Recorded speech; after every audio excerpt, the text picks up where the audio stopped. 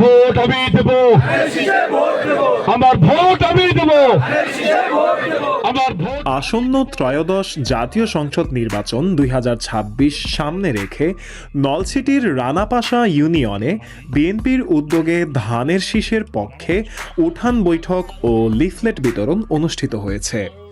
BNP মনোনীত প্রার্থী Ishrat Sultana Elon ভুট্টোর সমর্থনে ইউনিয়ন স্বেচ্ছাসেবক দলের সিনিয়র যুগ্ম আহ্বায়ক মোহাম্মদ জামাল হোসেন ব্যাপারীর বাড়িতে এ কর্মসূচির আয়োজন করা হয়।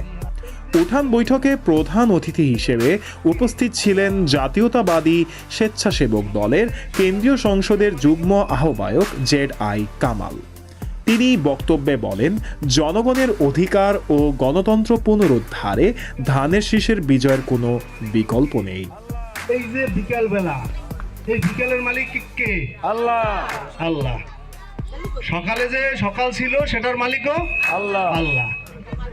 আমরা যে এখান থেকে কেউ বাড়ি যেতে পারবো এরকম কোন নিশ্চয়তা আছে? না। তার আমাদের হায়াত এবং মৃত্যু এর মালিক কে? আল্লাহ। যদি আল্লাহই যদি আমরা বিশ্বাস করি, অবশ্যই করতে হবে। আল্লাহকে যদি আমরা বিশ্বাস না করি তাহলে আমাদের শিরক করা হবে, কাফের হবো আমরা।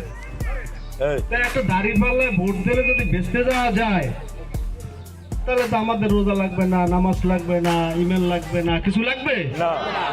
অতএব যে বলে দাঁড়িপাল্লায় ভোট দিলে বেঁচতে যাওয়া যাবে, তাহলে ও কি করলো? আল্লাহর সাথে শিরক করলো না? তাহলে ওদেরকে আমাদের বয়কট করতে হবে। তৃণমূল নেতাকর্মীদের ঐক্যবদ্ধ প্রচেষ্টায় বিজয় নিশ্চিত হবে ইনশাল্লাহ। সভায় সভাপতিত্ব করেন রানাপাশা ইউনিয়নের ৯ নং ওয়ার্ড বিএনপির সভাপতি মোহাম্মদ শহীদ মাঝি। এতে ইউনিয়ন বিএনপি ও অঙ্গ সংগঠনের নেতাকর্মীরা উপস্থিত থেকে ধানের শীষের পক্ষে গণসংযোগ জোরদার করার অঙ্গীকার ব্যক্ত করেন। আমার ভোট আমি দেব,